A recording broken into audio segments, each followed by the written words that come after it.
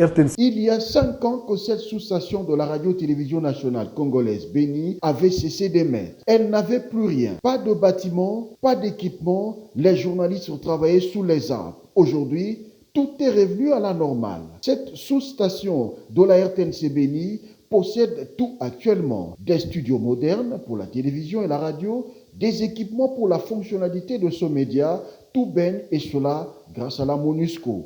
Les 5 ans qui se sont écoulés sans RTNC à Béni, c'était vraiment du chaos. Il est arrivé un moment où on essayait de travailler même sous l'arbre. Vous pouvez imaginer, les besoins étaient ressentis par nous-mêmes, par la population, voire même par certaines autorités.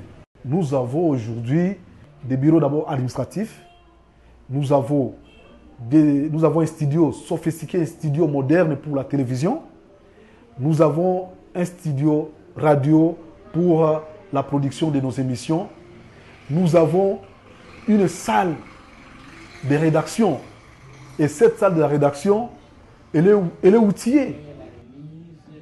Nous avons connu des problèmes qui nécessitaient vraiment l'appui sur tout le plan. Et la MONUSCO nous a doté de matériel qui nous permettent de travailler dans des conditions qui sont les meilleures. La qualité du travail est même tout autre aujourd'hui. Le son que diffuse la radio est apprécié par les auditeurs qui saluent le changement et surtout l'appui de la MONUSCO pour le retour à la normale des émissions.